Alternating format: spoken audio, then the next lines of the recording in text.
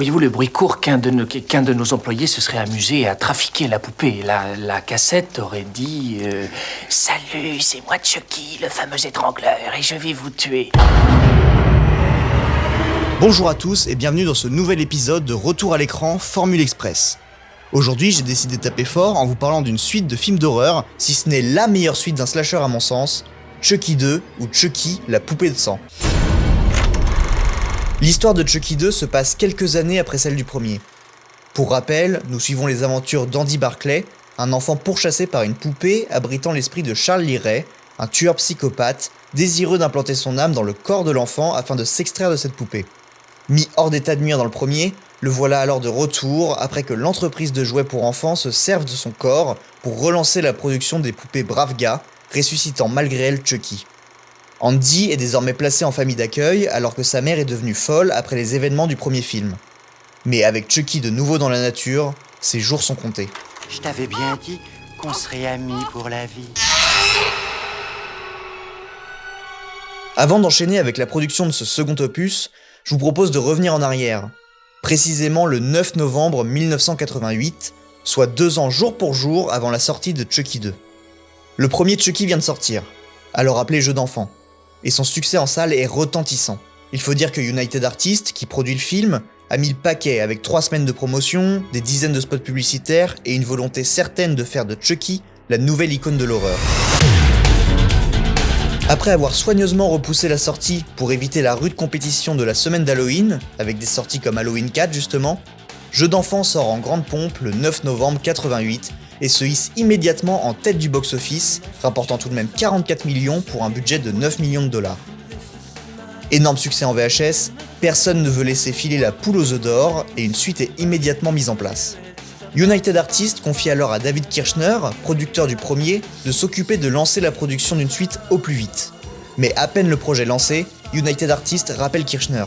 En effet, à l'époque en proie à de nombreux problèmes financiers, la société est sur le point d'être achetée par Kintex, qui souhaite alors faire des films familiaux dans la veine des films Disney. Chucky n'est donc pas au programme et United Artists s'en débarrasse aussitôt. Ironiquement, l'accord d'achat par Kintex de United Artists sera abandonné assez vite. Immédiatement, Paramount, Warner, Columbia, la 20th Century Fox, Carol Co, New Line Cinema, Walt Disney et Universal se proposent de racheter la licence Chucky. Disney souhaite ardemment les droits pour en faire un film estampillé Touchstone.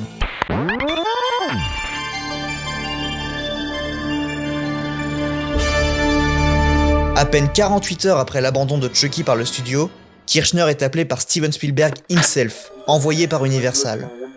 Celui-ci convainc Kirshner de céder Chucky au studio. Il n'aura qu'à demander quelque chose pour l'avoir.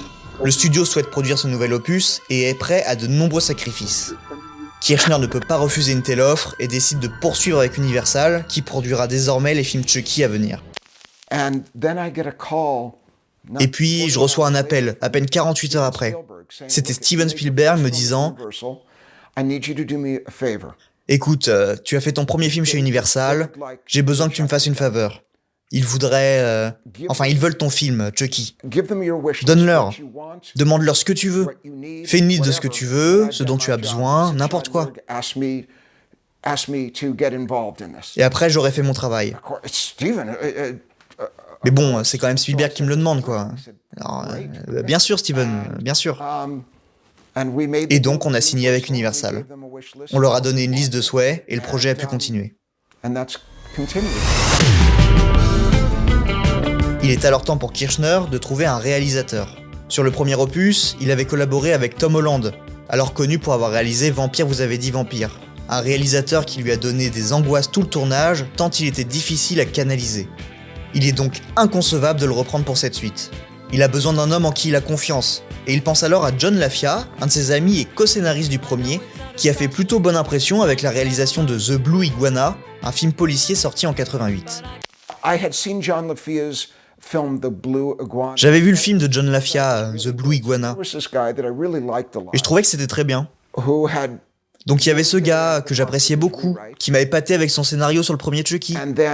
Et puis, on était amis, je me suis dit, c'est quelqu'un en qui j'ai confiance. Et je ne veux pas revivre la même chose qu'avec Tom Holland sur Chucky 1. J'avais des maux de ventre chaque jour de tournage. Donc j'ai choisi de l'engager. Vous savez, en vous disant ça, je ne sais pas si j'aurais fait le même choix aujourd'hui.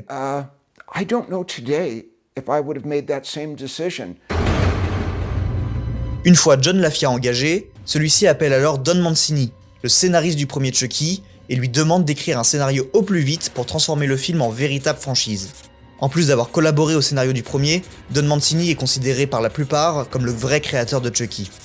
Il est désormais seul à la barre, ce qu'il a toujours secrètement souhaité, se sentant assez emprisonné par cette écriture à 3 du premier opus. John Lafia lui donne carte blanche, ainsi Mancini s'éloigne de tout le côté mythologie vaudou qui parsemait le premier et se concentre désormais sur la machination du marketing de l'entreprise de jouets, un thème plus terre-à-terre et satirique. En plus de ça, Mancini décide de développer davantage la personnalité de Chucky. Il reprend des idées issues de sa première version du scénario de jeu d'enfant et agrémente le personnage d'un ton misogyne, grinçant et profondément comique. Oh non! Je suis en train de redevenir humain. David Kirchner lui souffle l'idée de placer l'action dans une famille d'accueil. Mancini souhaite que son intrigue se déroule à la période de Noël, pour jouer avec la frénésie de l'achat des jouets pour enfants. L'idée est assez vite abandonnée, mais on peut y voir des réminiscences, notamment dans la dernière partie du script, se déroulant dans une usine de fabrication de poupées. Marc Patrick Carducci est embauché en parallèle pour écrire son propre scénario, au cas où la version de Mancini ne satisferait pas les producteurs. Cette version ne sera toutefois pas nécessaire. Le gros changement pour Mancini est son autorisation à être sur le tournage. La guilde des scénaristes lui a interdit d'assister au tournage du premier. Il peut désormais interagir sur le plateau de ce Chucky 2. Un événement déterminant dans sa carrière, car il deviendra réalisateur de plusieurs films de la licence par la suite. John Lafia souhaite un ton particulier pour le film, entre humour et horreur, sans jamais véritablement dépasser la frontière de la comédie. Lui et Mancini ont tous les deux la même vision et aboutissent facilement à un script cohérent. John et moi, on était vraiment sur la même longueur d'onde. On aimait les mêmes films. On était tous les deux complètement à fond sur Le Retour des morts vivants de Dan O'Bannon, qui était vraiment un excellent film. Et le ton de ce film, vraiment particulier, toujours sur la brèche. Ce ton de comédie qui est toujours mêlé à l'hystérie sans pourtant perdre son statut de film d'horreur.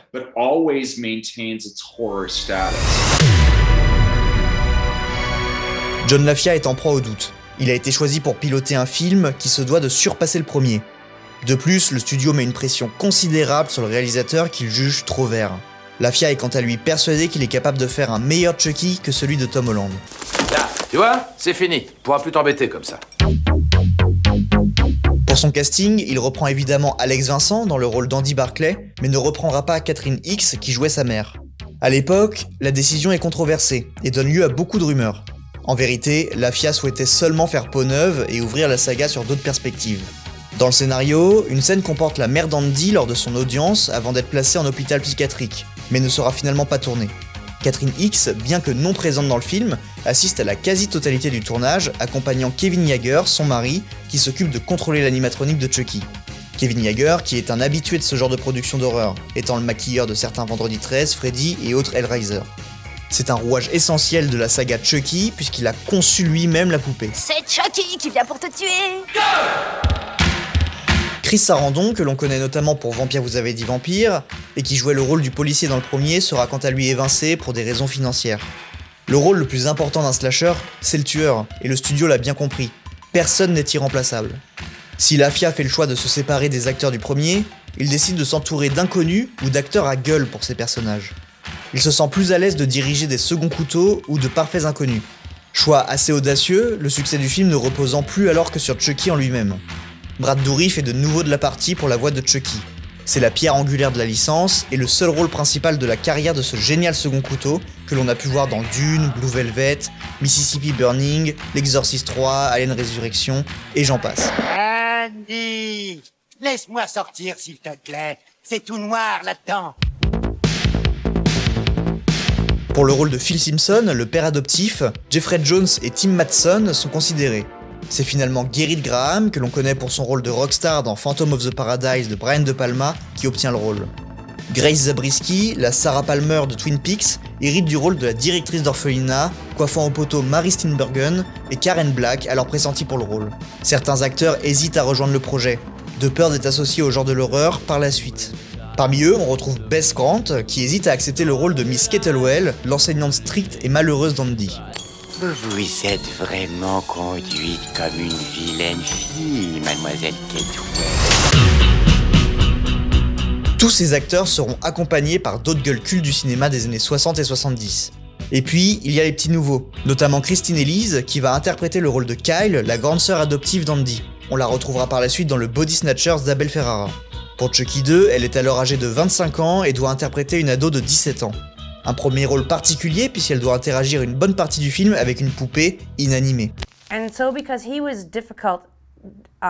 Et comme la poupée était difficile à gérer, quand vous avez une scène avec elle, il faut être à 100% à chaque prise. Car si la poupée fonctionne bien dans la scène, ils seront obligés de la prendre, peu importe mon jeu. Si vous êtes très mauvais, mais que la poupée est bien, c'est cette prise qu'ils vont prendre. Jouer avec la poupée n'était pas difficile.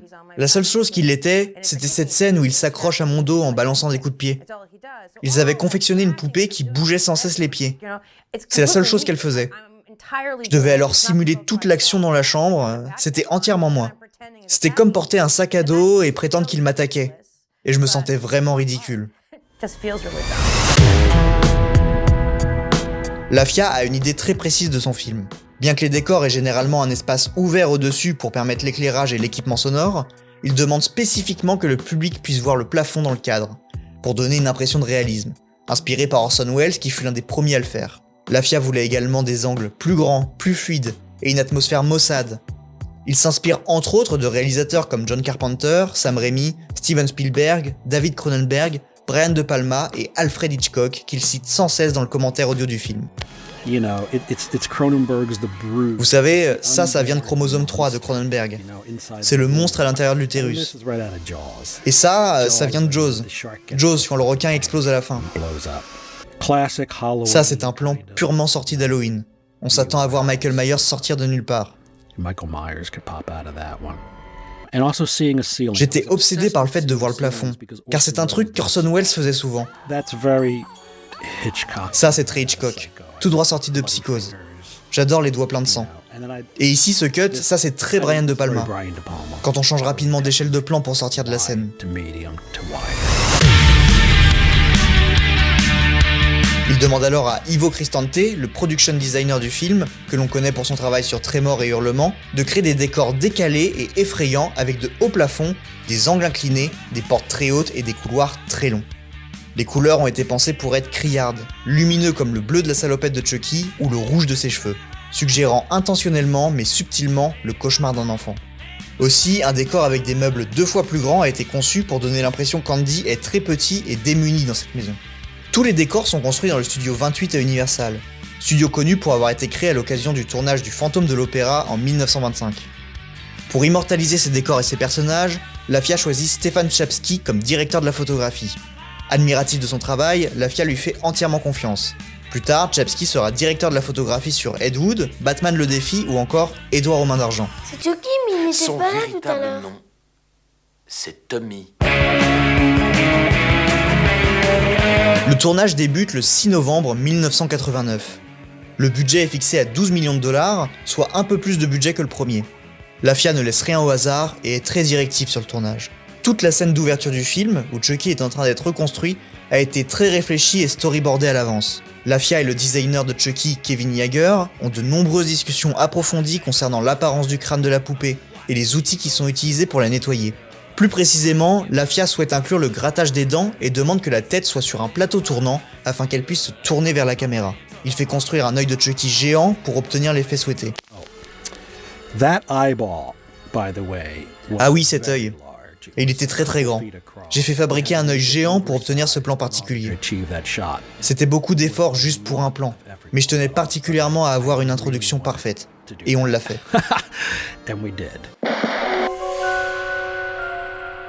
En amont du tournage des scènes de Chucky, Brad Dourif enregistre sa voix. C'est désormais la poupée qui va s'adapter au mieux au discours de Brad Dourif et non l'inverse comme dans le premier film. La méthode de prise de vue de la poupée est également modifiée. Son visage est alors filmé à 18 images par seconde au lieu des 24 habituelles, puis sera accéléré en post-production pour correspondre aux images. Cette technique donne à l'équipe un peu plus de temps pour synchroniser les mouvements de son visage avec les mots et s'attaquer aux lettres difficiles telles que les F et les B. Parce que John LaFia est stressé et soucieux d'obtenir les prises parfaites pour Chucky, certaines scènes prennent des journées entières de tournage, notamment la scène de Chucky sortant du placard avec la règle. Don Mancini, présent sur le tournage, se souvient de son sens de la précision. John was very diligent. John était extrêmement exigeant. Il avait une idée très précise de comment il voulait filmer Chucky. Tout était millimétré. Et il y avait une scène en particulier où l'institutrice est tuée par Chucky qui sort du placard. Il y a 2 money shots dans cette scène. Le premier, c'est quand Chucky sort du placard et que la caméra se rapproche de lui. Il y a tout un système qui cache le mécanisme dans son dos. Le deuxième est le plan où Chucky avance vers la caméra, se rapprochant de Bess et commence à la frapper. John a passé énormément de temps à préparer et à tourner ces 2 plans. Et il avait raison. Grâce à ça, ce sont certainement les 2 plans les plus iconiques de la saga.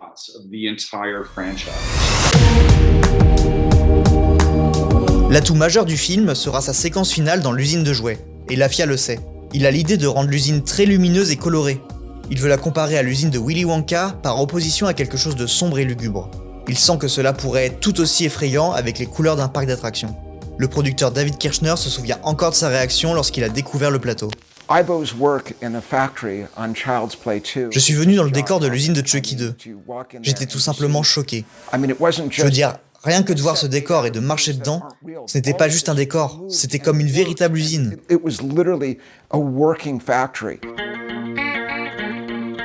Pour obtenir des scènes d'action réussies, Kevin Yagher, le marionnettiste principal et designer de Chucky, décide de réaliser lui-même plusieurs scènes mettant en vedette Chucky lorsque les marionnettes deviennent difficiles à utiliser. Ed Gale, un cascadeur atteint de nanisme, déjà présent sur le premier film, interprète le corps de Chucky dans certaines scènes. Très peu seront gardés au montage, là où beaucoup de scènes du premier utilisaient ce cascadeur plutôt que l'animatronique. 12 personnes sont nécessaires pour manœuvrer la poupée. Bien que la technologie se soit affinée depuis le premier opus, elle reste très capricieuse et doit être dirigée avec la plus grande attention. Il faut savoir que contrairement au premier opus, les marionnettistes ont eu des mois pour s'entraîner, et ils étaient payés pour s'entraîner à utiliser la poupée. Ici, LaFia leur a laissé le temps et leur a permis de vraiment maîtriser la poupée avant le tournage. John LaFia se rappelle de sa façon de traiter Chucky et de son approche toute particulière vis-à-vis de la poupée. Et quand je dis acteur, je le pense. Je traitais Chucky comme un acteur et je lui parlais en tant que Chucky. Et même s'il y avait 12 marionnettistes, je leur parlais collectivement au nom de Chucky. Et je le gérais comme un acteur. Vas-y Chucky, attrape le Chucky, etc. Comme si c'était un acteur. Ils ont tous accepté ça. Je l'ai dirigé comme un véritable comédien. Et je pense que c'est ça qui fait une vraie différence. Vous savez, je ne l'ai jamais considéré comme un simple effet spécial. Malgré son engouement certain, LaFia s'effondre à plusieurs reprises sur le tournage, ne supportant pas la pression émise par le studio. Il dépasse le budget et les temps de tournage ne sont pas respectés. De son côté, le jeune Alex Vincent s'épanouit durant le tournage et se permet même quelques rencontres qu'il n'a toujours pas oubliées. On était au studio Universal. J'étais un immense fan de Retour à le futur. Comme j'ai dit, Don Mancini m'emmenait partout. Il m'emmenait voir Retour à le futur 2 pendant qu'il tournait le 3, 2 plateaux à côté de celui de Chucky 2. J'avais 8 ans et j'ai pu me balader sur le plateau, monter dans la DeLorean et j'ai même déjeuné avec Michael J. Fox.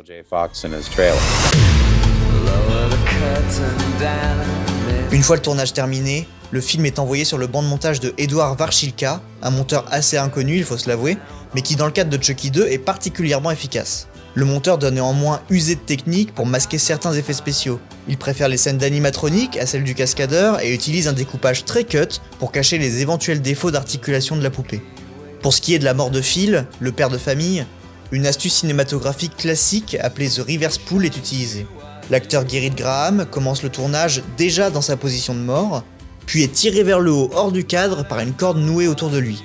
Les images sont ensuite montées à l'envers, créant l'étrange illusion de son cou brisé. C'est une idée directement venue de John LaFia qui a toujours voulu essayer cet effet. Cet effet de nuque brisée, c'est en fait un reverse pull. On l'a placé allongé avec la nuque déjà sur le côté, et on l'a attaché avec une corde, puis on l'a tiré vers le haut. On n'a eu qu'à mettre le plan à l'envers. C'est un effet très classique, une façon à l'ancienne de faire ce genre de choses. Mais j'ai toujours voulu en faire un et c'était le bon film pour.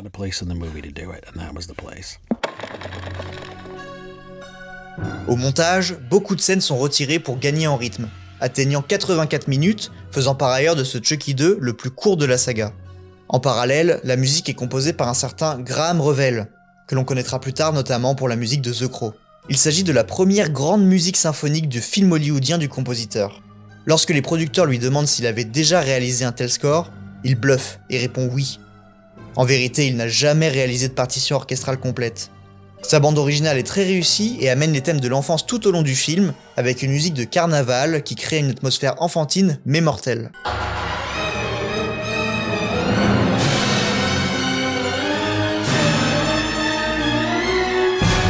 Dans une interview avec Graham Revell, il a déclaré « La musique est assez inhabituelle, surtout pour un film de slasher.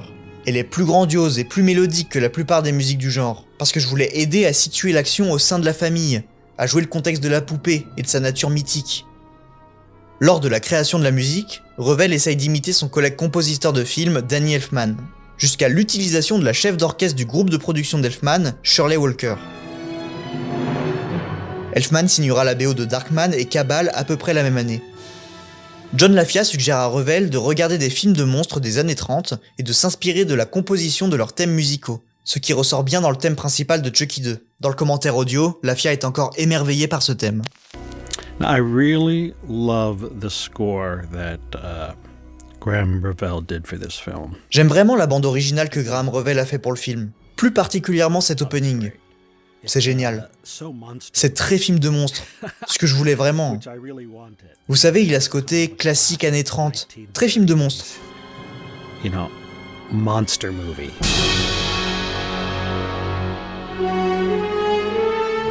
Universal est dans les starting blocks pour le lancement du film. Il mise gros sur ce projet et souhaite propulser Chucky 2 bien au-delà du succès du premier. La campagne publicitaire d'Universal pour la bande-annonce du film est d'ailleurs nominée pour le Hollywood Reporter Key Art Award avec son fameux « Sorry Jack, Chucky's Back ». Tenez-vous bien, Chucky revient. Chucky, la poupée de sang. Attention les yeux.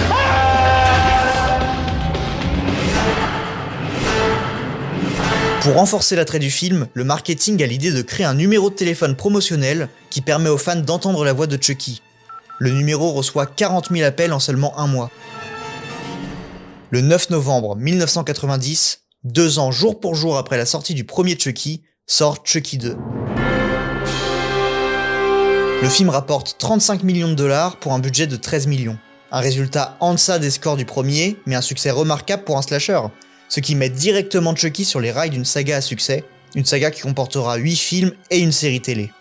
Si le public est positif, la critique est assassine envers Chucky 2. Siskel et Ebert lui mettent la note de 0 et considèrent que John LaFia s'est prostitué en faisant le film. On retiendra quand même que Chucky 2 reste encore aujourd'hui le préféré des fans et à juste titre. Il a été nominé pour un Saturn Award et choisi pour faire partie de la sélection officielle du Festival international du film fantastique d'Avoriaz. Pour toujours plus de promos, Chucky apparaît en smoking au Horror Hall of Fame Award de 1990 pour annoncer la sortie en salle du film. Cet événement est présenté par l'animateur Robert Englund, Freddy Krueger des Griffes de la Nuit. Ladies and gentlemen, here's Chucky! Thanks, Robert. Hey, thought you weren't gonna be in makeup tonight.